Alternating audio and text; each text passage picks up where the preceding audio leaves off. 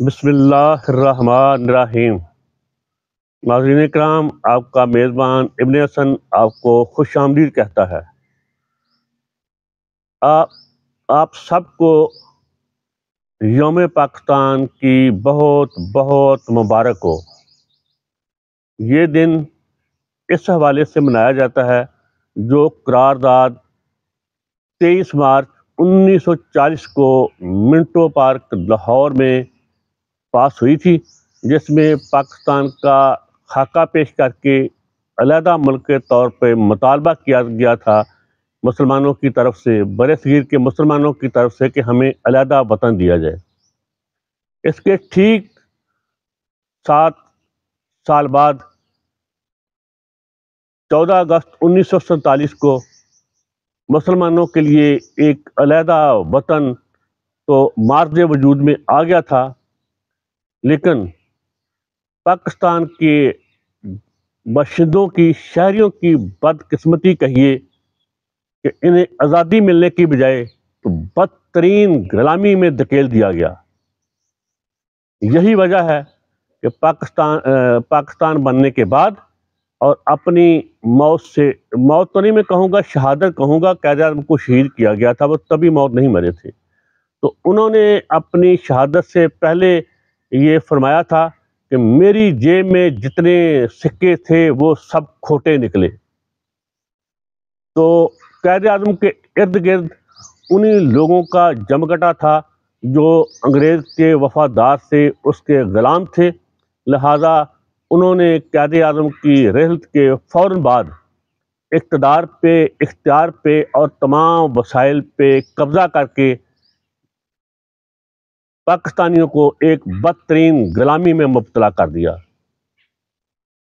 ناظرین کرام، آپ اکثر میری سیاسی حکومتی گفتگو اور تحریر میں ذکر سنتے ہیں بدماشیہ کا اور نظام کے گرنے کا،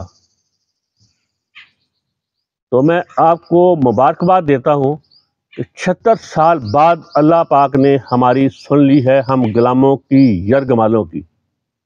انشاءاللہ العزیز، جیسا کہ میں ہمیشہ کہتا رہا ہوں کہ یہ نظام برباد ہو چکا، گر چکا، اور بدماشیہ اپنے انجام بد کو پہنچ چکی۔ تو عرض کرتا چلوں، کل 2 ایسے واقعات ہوئے ہیں جو میری اس امید کو، میرے اس یقین کو، جو کہ ایمان کی حد تک یقین ہے کہ پاکستان نے آزاد ہو کر خوشحالی، ترقی، مضبوطی، پائیداری، عدل و انصاف، امن کی راہ پہ سفر کرنا ہے۔ اللہ کا لاکھ لاکھ شکر ہے، کروڑ بار شکر ہے کہ جو ہم پہ قابض بدماشیہ نے غلامی کی تاریک رات مسلط کی ہوئی تھی، اللہ کا شکر ہے وہ غلامی کی تاریک رات اب اس کا اختتام ہو چکا اور اس کے بطن سے صبح 9 طلوع ہو چکی۔ کل 2 بہت بڑے اہم واقعات ہوئے ہیں میری زندگی میں، پاکستان کی تاریخ میں یا مقبوضہ پاکستان کی تاریخ میں، وہ میں آپ کو پیش کیے دیتا ہوں۔ ایک تو پاکستان کے چیف جسٹس جناب قاضی فیض عیسیٰ صاحب نے اسلام آباد ہائی کورٹ کے سابق چیف جسٹس کا متنازع کیس کا فیصلہ سنایا ہے۔ جسٹس شوکت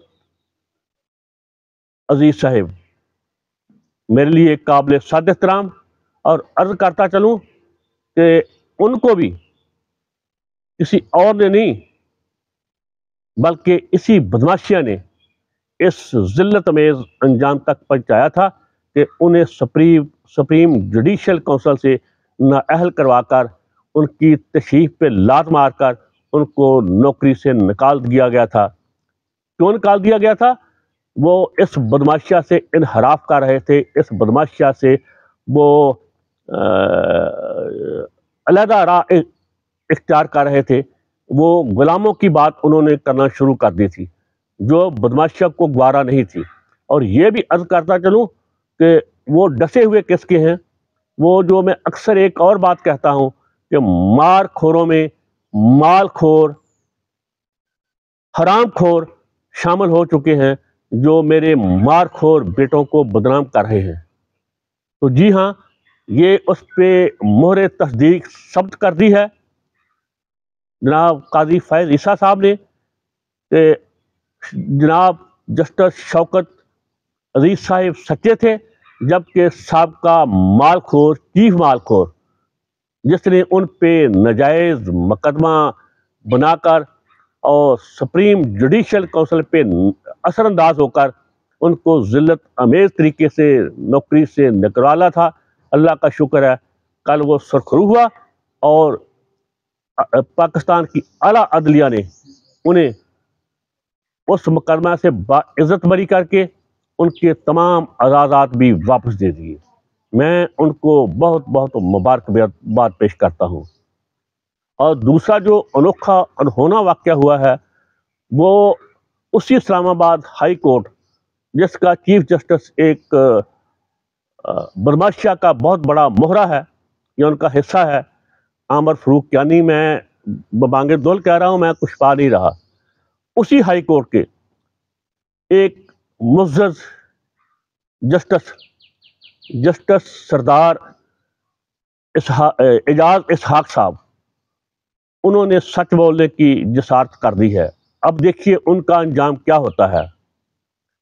وہ بات کچھ یوں ہے کہ پی ٹی آئی والوں نے عمران خان کے لیے ایک درخواست دائر کر رکھی تھی اس سے ملاقات کے حوالے سے، جو کہ گنڈا جیل سپرڈنٹ جیلر جو ہے اڈیالہ جیل کا، وہ کرنے نہیں دیتا تھا. تو وہ پھر کورٹ میں چلے گئے. تو کورٹ نے جب بلایا تو اس نے بھی وہاں اپنا بدماشی کا رویہ برقرار رکھا. تو معزز جج نے پوچھا کہ یہ تو غیر قانونی ہے جو آپ کر رہے ہیں. تو اس نے کہا کہ نہیں، میں قانون کے دائرے میں رہ کر رہا ہوں. وہاں بات ہو رہی تھی الیکٹرانک ملاقات کی، جو جس طرح یہ آج کل انٹرنیٹ وغیرہ ہے کہ وہاں ملاقات کی اجازت دی جائے. تو اس نے کہا کہ یہ تو جیل قوانین میں ہے نہیں، جبکہ دوسری طرف اور وہ بدماش جیلر جو ہے وہ پنجاب گورنمنٹ کا ادنا ملازم ہے، اور وہی پنجاب گورنمنٹ جس کا وہ ادنا ملازم ہے اس کی چیف منسٹر محترمہ مریم صفدر صاحبہ وہ چند روز پہلے حکم دے چکی ہیں کہ لکھپت جیل کے تمام قیدیوں کی انٹرنیٹ پہ ان کے گھر والوں سے ملاقات کروائی جائے جو ہو رہی ہے. تو یہاں پر معزز جسٹس نے استفسار کیا کہ یہ کیسے ہو سکتا ہے کہ ایک ہی حکومت میں دو قانون ہوں. تو میں جو سوال و جواب ہوئے وہ آپ کو بتائے دیتا ہوں.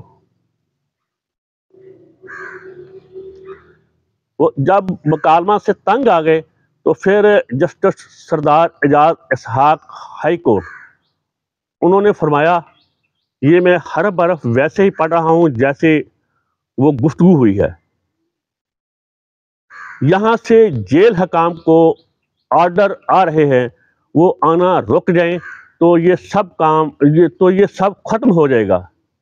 اس موقع پر شیر افضل مروت جو پی ٹی آئی کا وکیل تھا عمران خان کا، اس نے بتایا کہ ہمیں اڈیالہ جیل سے 1.5 کلومیٹر پہلے روک کر پیدل بیچا جاتا ہے.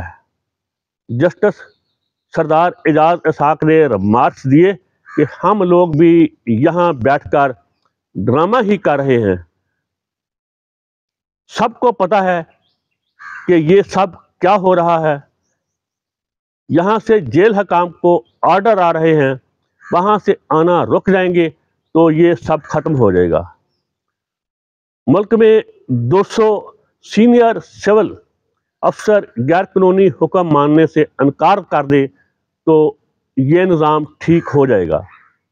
200 افسر ایک ساتھ یہ کر لیں تو یہ سلسلہ رک جائے گا. شیر افضل مروت نے کہا کہ عدالت اگر 200 سول سرونٹس کو جیل بھیج دے تو بھی بہتری ہو سکتی ہے. اس پر جسٹس سردار اعجاز احساق کا کہنا تھا کہ ایک جگہ لکھا ہوا ہے کاغذ ہے اور دوسری جگہ اس کے سر پر بندوق ہے. یہی خلاصہ ہے اس گفتگو کا. ایک طرف کاغذ قلم ہے، دوسری طرف بندوق ہے جو اس کے سر پہ رکھی ہوئی ہے. دوسری طرف اس کے گھر والوں اور اس کے کیریئر کو خطرہ ہے. جب تک 200-301 نظریے کے لیے قربانی نہیں دیں گے یہ ایسے ہی رہے گا. ہم کیوں یہاں بیٹھ کر دکھاوا کر رہے ہیں؟ یہ تھا ان کا فرمانا کہ ہم یہاں دکھاوا کر رہے ہیں، ہم انصاف تو دے نہیں پا رہے، نہ ہم انصاف دے رہے ہیں.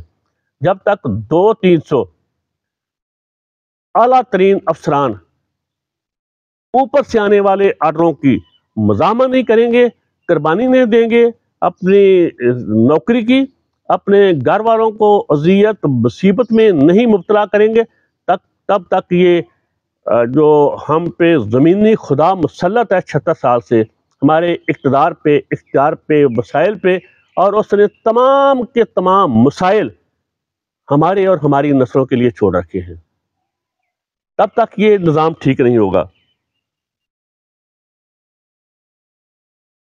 تو میں عرض کرتا چلوں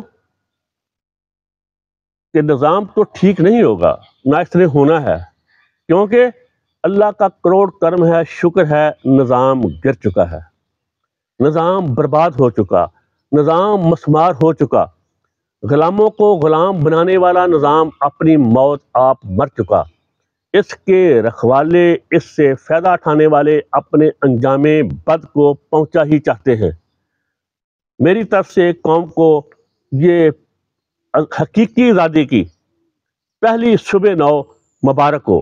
انشاءاللہ العزیز بہت جلد جو بچا کھچا اندھیرا ہے غلامی کی طریق رات کا، وہ بھی دفع ہو جائے گا، اپنے انجام بد کو پہنچ جائے گا. اگر یہ بدماشیہ جو ہم پہ نجائز قابض ہے، غاصب ہے ہمارے اقتدار پہ، اختیار پہ، وسائل پہ، اس نے ہمیں اب بھی محفوظ راستہ نہ دیا، تو پھر اس کا انجام جو ہوگا وہ تاریخ اسے محفوظ رکھے گی، اور ویسا انجام شاید شاہ ایران کا یا وہ صدام کا، قذافی کا بھی نہیں ہوا ہوگا جو ان ظالم خبیث خنزیر کی نسلوں کا ہوگا. اس کے ساتھ ہی مجھے اجازت دیجیے. پاکستان زندہ باد، بدماشیہ مردہ باد. اللہ حافظ.